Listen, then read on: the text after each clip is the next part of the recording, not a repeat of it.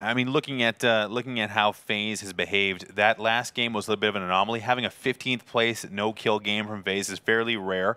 And even then, even with Liquid, they were able to stay alive a little bit longer, picked up some kills. Not the game that they would want, but didn't lose too much because FaZe had a terrible game too. So it's just a matter of trying to play the leaderboard and recognizing your opponents. Now, I would expect to see some of that from the players in this game as well, as we see this nice neutral playing path going from left to right. It's a little bit north of what we got in the previous game, but once again, it is going to be a west to east. We're going to see most of these teams kind of settling themselves in the usual locations, mostly having a less of a trouble getting to their kind of northern positions for most, like Severny and also the Stauber and even the North Georgia pool where Avangard is going to position themselves in. So less of a struggle in that department, so which means that early game should see a lot more, should see a lot less encounters that we saw in the last game. Yeah, and looking at how the playing path is going to affect how teams interact with each other in the early game, there should be less contesting of vehicles, a little bit maybe less dangling legs out of the back of UAZs. That was a pretty entertaining clip from the last game.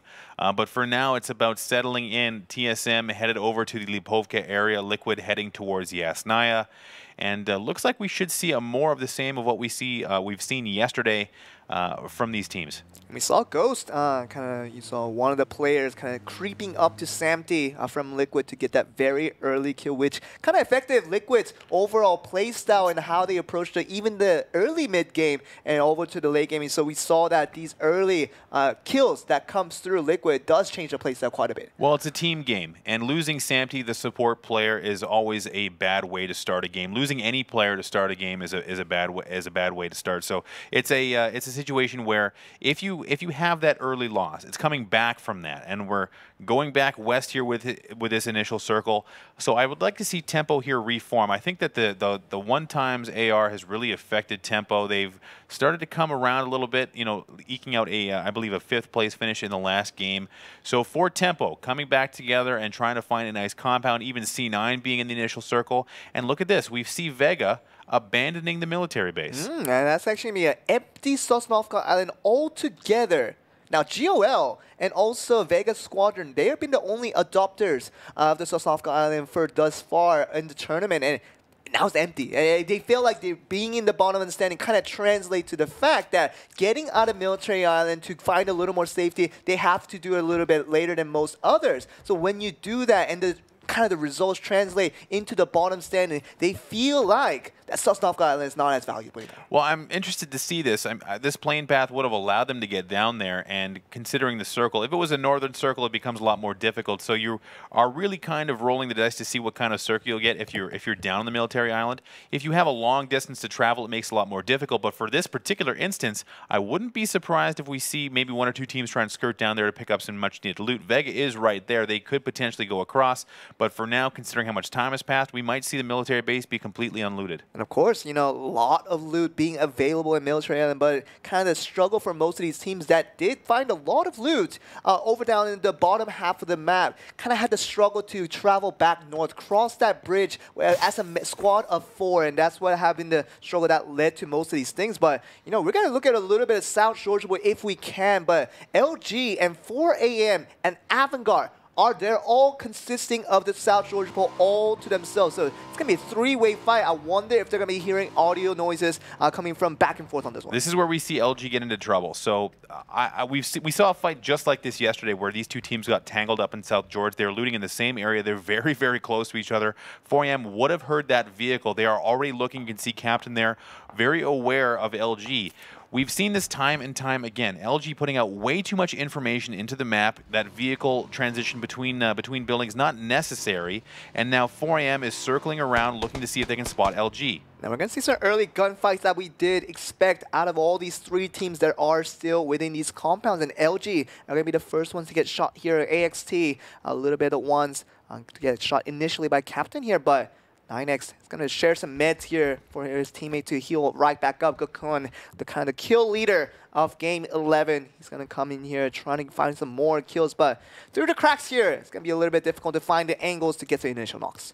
Yeah, so for LG, now that they've taken those shots, they're aware that they are very close to an enemy, but they're very split. Teknosh all the way down by himself, BB far behind for the rest of his teammates. 4AM kind of encircled, one at the hospital, some in South George. Avangard moving down through North George. So it looks like LG is going to move around on foot here. So I think they're going to try and back this off. They have to be careful not to take any casualties here, as they really want to try and get out of the early game without any mistakes. And just really look how fearless 9X is just running around South Georgia Pool, even after hearing those gunshots and taking the initial damage from Axed already. So, you know, this team knows no fear, regardless of the situation. Even through all the gunshots that have been coming through 4 a.m., their movements does not change. Being fearless and dare I say being under or overwhelmed is a little bit different. I think that LG is just. I think they're just being sloppy with what they're putting out into the map. The way they split, the way they use vehicles, it's just not been what we expect to see at this level. And right now, we do see Vega Squadron, who has found a lot more success than their previous games in the past. And you know, day 3 has started out very nice for them with a 3rd place finish. Obviously, they wanted a little bit higher considering their options, but it's going to be IFTY, and also you see on the vehicles here, LG we talked about earlier, still down at South George against 4 a.m. Godfrey and Captain on the northern side of these apartments, and Gukkun's going to be the only one in these combats still on the scouting range. Yeah, so we haven't seen any trades come out just yet, but 4 a.m. is going to have to make a crossing here. LG looks like he was jumping onto another vehicle, and Technosh headed straight out to the crate there. That's going to be an easy pickup for him, and much needed. Nice level 3 vest, M24 with the 4x scope, and a very nice med kit there. So all good pickups for Technosh, but he's out looting crates while his team is looting in Georgia Pole. So nice pickup for himself, but I would like to see some more teamwork here from LG. It really is, and you're just sending a Technosh all to himself throughout all that West Coast that is still in the state. You have no idea, although it isn't the case now. There's going to be a lot of teams coming through, but LG, we didn't see the kill feed. Not coming off initially to Gokkun. And you talked about the teamwork that has been naked. Just imagine if Technosh didn't go for the crate and he was able to go for the backup. The rest might have been a little bit easier in theory. So coming in, 4M gets the first knock onto the first member LG. Does that lead to a kill? We're going to find out. Yeah, so LG taking a casualty in South George, moving over, taking a look at Avangard. They're held up in this nice little compound. I like the natural cover here, Vega moving around as well. So for Keen, he's going to be holding the spot, but LG is still taking casualties in South George, and looks like Axed and 9XT are both going to go down. So that is LG in a nutshell. They are completely split, taken down, and all of a sudden, 4M is picking up some nice gear here. LG, just poor decision-making.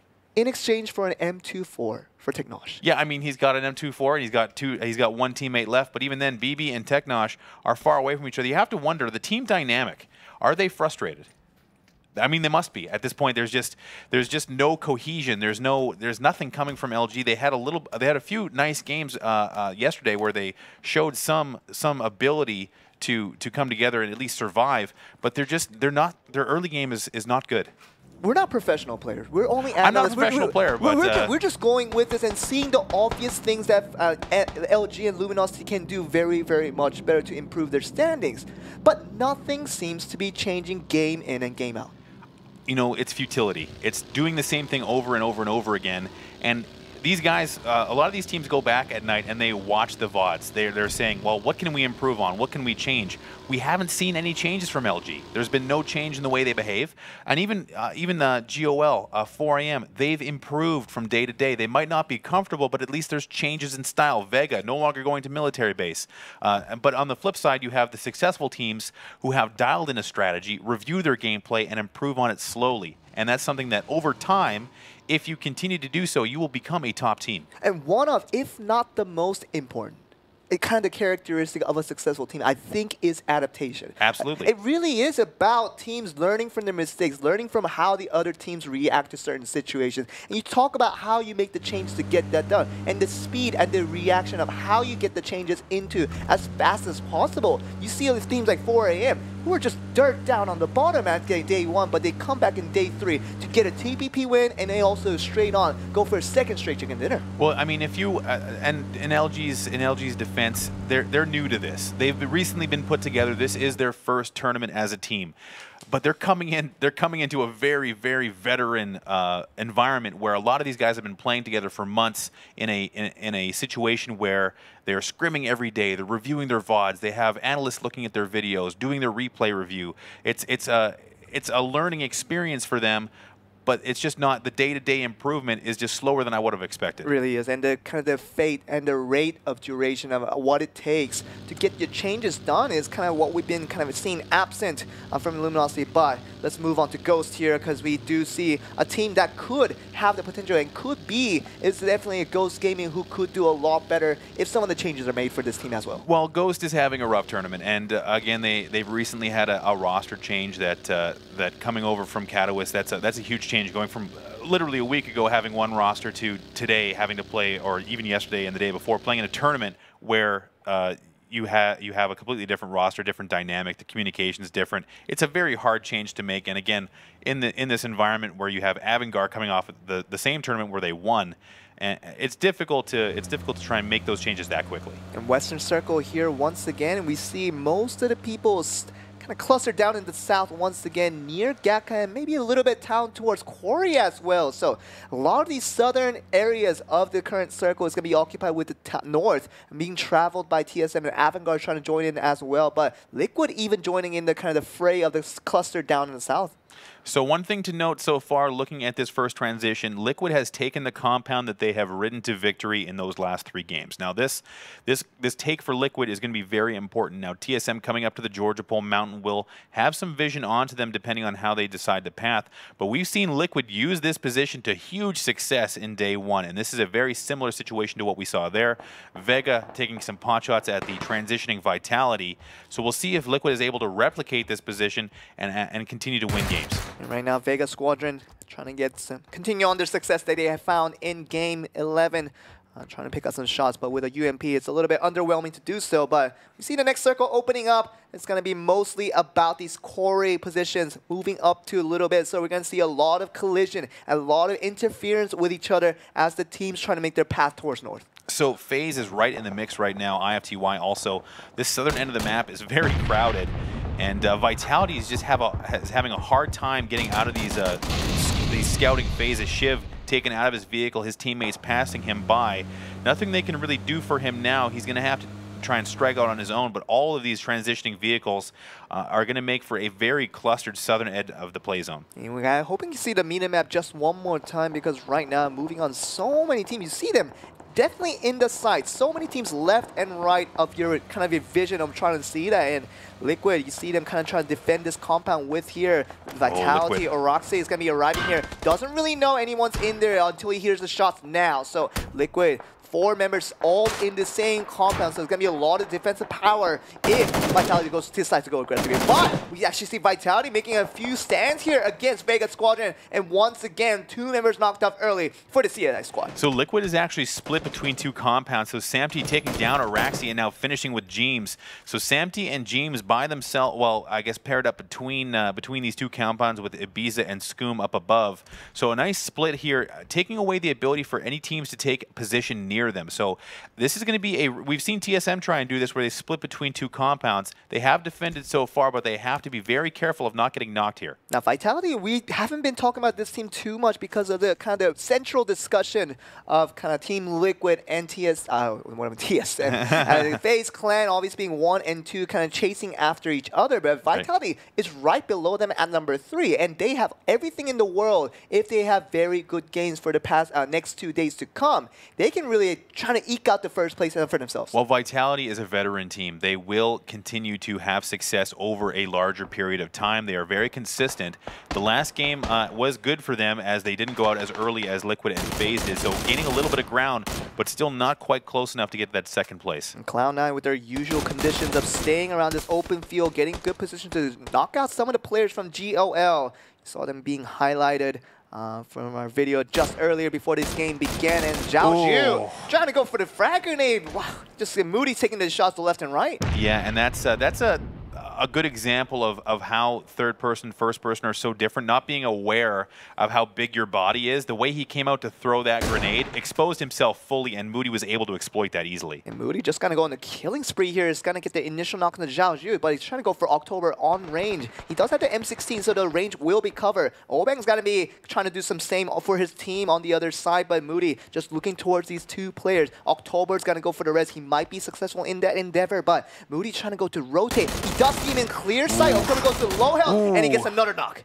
Yeah, that's a tough res there. They had the pressure coming. Frex was knocked behind, so solid FPS. It was not there, but it's actually Obang from GOL trying to support. So the flank was there, but just a little bit too spread out. And the last member of GOL is now Tvelo coming around the same path as Obang. So we'll see if he's going to be able to do anything for his teammate here, either go for the res or try and do some more damage to C9. Definitely Tvelo is not going to be close enough to get the res onto October, so it's mostly going to be him trying to survive on his own, either run away from the full squad of C9, or he's going to decide to just get away from there and try to find some additional kind of diverse away, trying to win the situation. Well, C9 not aware of Tvelo on the left side, so Tvelo does have the flank here, doing his best to gain vision. He might have just spotted Frex, but the way that these Chinese teams kind of act when it comes to gaining that vision, we're not seeing any maneuvering to actually get more information. They just see something and then prone in defense. So I would like to see a little bit more aggression, a little bit more rotation there.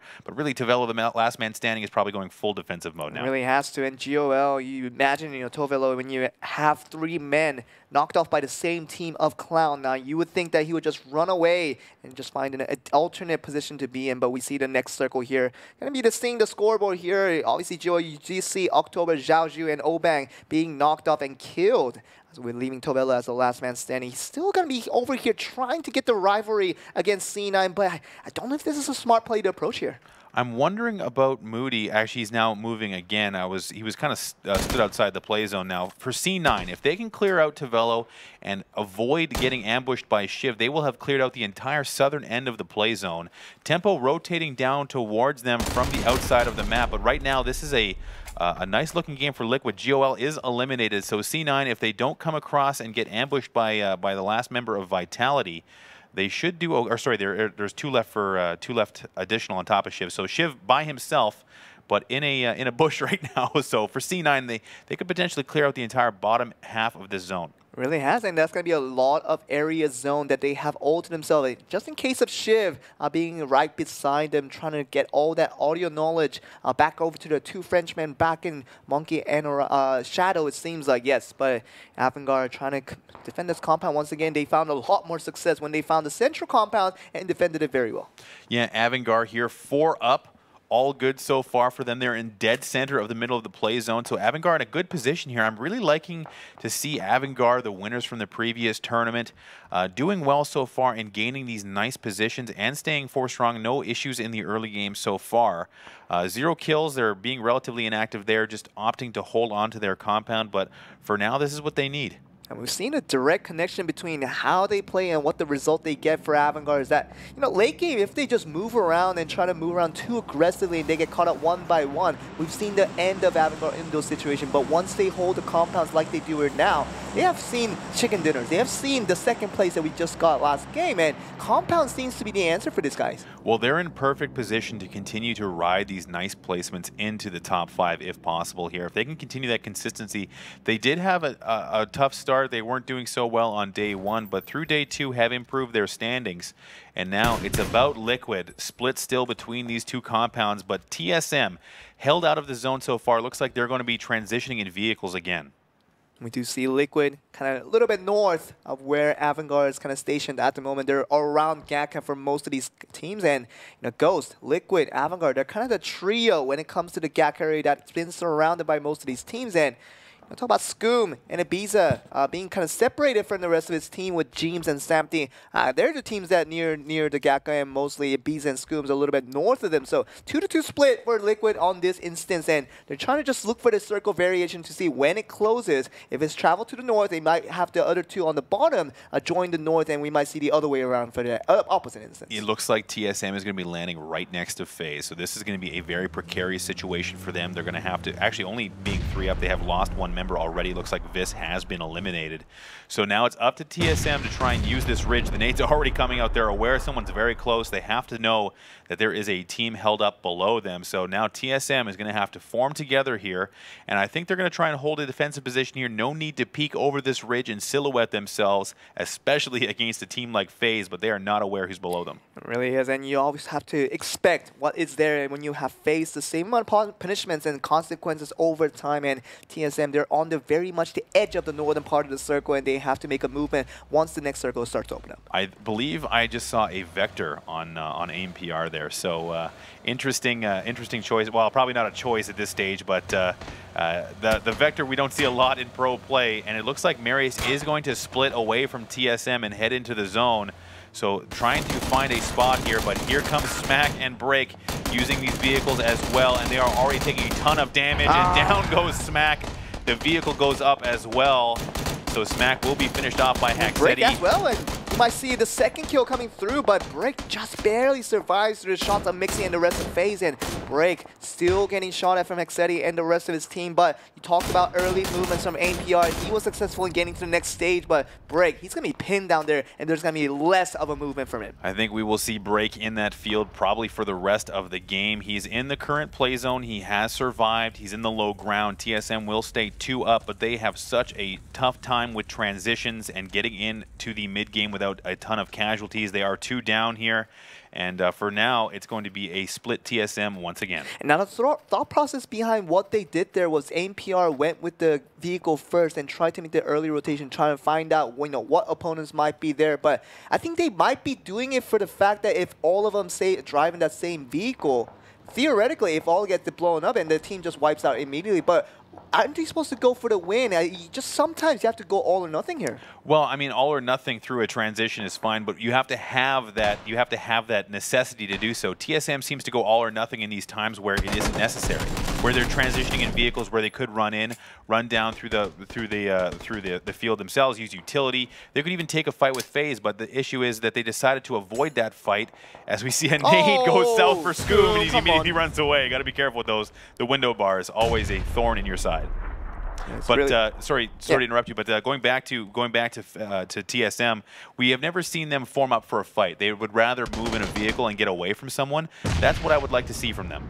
Really just take a fight. It really is. And TSM, once again, down to 2 in this 47 left remaining situation with 15 teams. So you talk about the kind of late rotation is very characteristic and significant of TSM of what they did throughout the mid games, but they do it again and they send one at a time. This goes down obviously way earlier in the game. We see also Smack going down as well. So breaking NPR, they're together now as 2 members, but what can you do with such a low utility with such a low number on your team? It seems like with TSM that they play as a set of duos rather than a team. It always seems that they're like Vis and Smack are together, and then Break and AMPR are together. And if one goes down, the other goes down, and then it's 2 left. It seems like they're playing not as a team. That cohesion isn't quite there. And really, we haven't seen any measured aggression from them or coming together to take a team fight. They opt to just drive around. Wait, what is this? Or rotate late. Are we seeing this correctly? Shiv is just right behind Sungjang. He's just following them in. Are you serious? He's stealth. He's going stealth on him. I think he's just following them into the play zone. He's actually, this is a 200 IQ play we're watching right now. He's sneaking in behind them. He's got no idea they're behind him. He's got no idea that they're behind him. He's basically melded into the crowd here. Entis has no idea that Shiv is just following them in. He's hiding in plain sight. Shiv and Shadow, the only 2 members left. Temeria's right there. Oh my goodness, come on, Shiv. Temeria, you're right there. You don't know what you're doing. Entis says, just turn on your headphones. Some people right top. Oh shit. Trey's gonna go down. Shiv is right there. He's not going to do anything. He's just going to try and sneak into the zone because he knows if he downs one player, they'll all turn on him. So he's just crawling in, trying to be stealthy. Shiv, he's using every survival instinct in his mind right now. And he's going to sneak into the play zone without Entis even noticing him. 200 IQ on that one, Shiv, coming from the French He has school points of knowledge. in stealth. He's got points in stealth for sure. Oh my word. I'm kind of speechless to the point I thought I was doubting my eyes and I was doubting what I was seeing, but Shiv was actually behind the entire team of Entis. I'm going to talk to Entis guys right after this game is over. You know what? The third-person perspective, they're not. They're all facing forward. Shiv just crouching in behind them. He has got to be laughing to himself right now. That was probably the not even luck. That was probably one of the most skillful displays of stealth I've ever seen in PUBG. I mean, just change his name to Ninja. Change his name to Ninja. By this time now, you just change your username to Ninja. He's got his shoes off. He got his shoes off for sure. Oh my goodness. And you just imagine how that play occurred with Shiv is all by himself. Shiv and Shadow is on the other side of the plane, and they cannot fight with each other, and they cannot fight together. So two-member is not really essentially a thing. They're just trying to have one or the other survive for the longest time, trying to get the highest placement they can get. Ghost and FaZe have actually taken up residence within this little complex all by themselves. So they're now sharing. I believe that's Gatka. It is Gatka. Gatka is being shared between FaZe and Ghost right now. Ghost and FaZe right next to each other. They can hear the shots coming from Austin up on top of that two-story. So now this is going to be an interesting situation. They do have enough space between them. They can't really poke each other. So they're all kind of shooting out at now a transitioning Liquid and C9. And we're going to have to see a Liquid coming down as well. But before that, we're going to go to Shiv. I'm not going to call him Shiv anymore, just Ninja right there. But Vitality, the French Ninja coming in. He's going to be surviving through all of that struggle and spot Vega on the right, but you're talking about back to FaZe and Ghost, who are holding these compounds down in Gatka. They're going to see Liquid coming in from the north. I wonder if we can see that once we get the camera on them, but C9 initially made the entrance, but it's going to be Liquid. Can they make the entrance as we see the circle still closing? This is going to be really difficult for them because FaZe and Ghost have them kind of sighted in here, and now lots of casualties coming in. They have no cover to run down this hill, and it looks like Liquid is going to have a very tough transition. It is literally 8-man squad shooting all down at Liquid and C9 at that same angle, and Ibiza, even C9's helping out wipe out Liquid, and it really is going back and forth. C9 does get wiped, and Liquid, they're still holding on. Jeem staying outside the play zone just to make sure he's going to met up and trying to go in at the most unexpected time. Yeah, unfortunately for Liquid, they had very little choice there. Ghost actually plinking away here at Vega at long distance, and this is going to be a nice change for actually, I think we did lose Shiv at the edge of the play zone, unfortunately. So the Ninja has been finally killed, and Vega in rough shape as well. So now it's about FaZe and Ghost holding on to Gatka, and all teams are going to have to leave it. Look who's in the center in cover with 4 up. Avantgarde is going to be once again in a very safe compound that they have signed another contract. They must have a lot of money buying all these houses over there. They're choosing their real estate wisely. It really is, and yeah. We have seen real estate come into big effect when it comes to these tournaments, where we have seen, especially in StarLadder, when Team Liquid's compounds in games, the 3 games that they won, initially in day 1.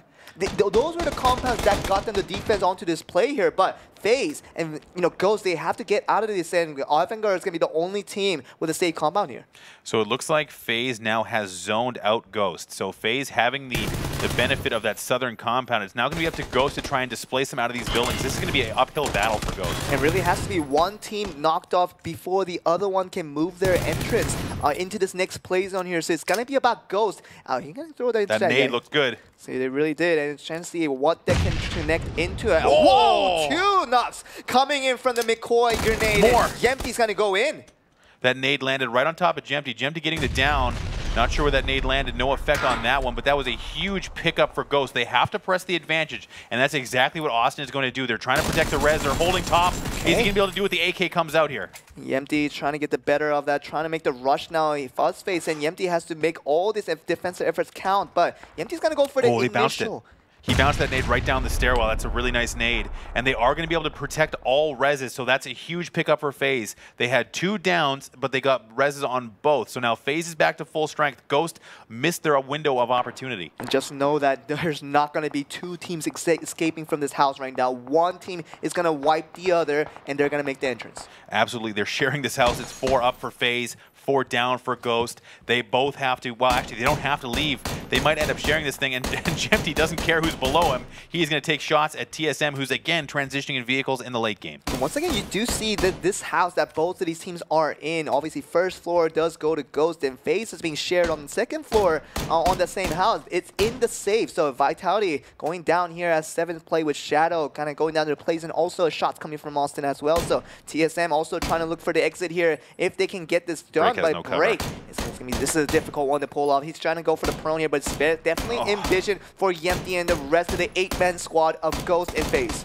No, and for now, FaZe is just picking up kills. They don't care who's below them. Ghost is being held down by the cover on the stairwell, and for TSM, we saw no utility come out there. Avantgarde still poking out at AIM-PR, so AIM-PR still is there. TSM will secure at best a 5th place. Jempty doing his best to try and secure kills here, so for FaZe, it's all about pickups. And it's going to be very difficult to displace Avantgarde. I'm trying to just use the kind of the UMP to just shoot from range, but APR, like I said, will go down eventually somehow because he's surviving for now, but he does get a very good circle to himself. APR very close to the next one. So for now, both FaZe and Ghost have to come out of this house rather. So for FaZe, the nades are going to come down. That looks right on top of him. Oh, McCoy just dodging.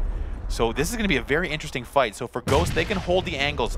FaZe can jump out the windows. That's exactly what they're going to do. They hear their footsteps coming down, and that's going to be the jump coming down. But first, they're pinched. Second, knock empty, going wild.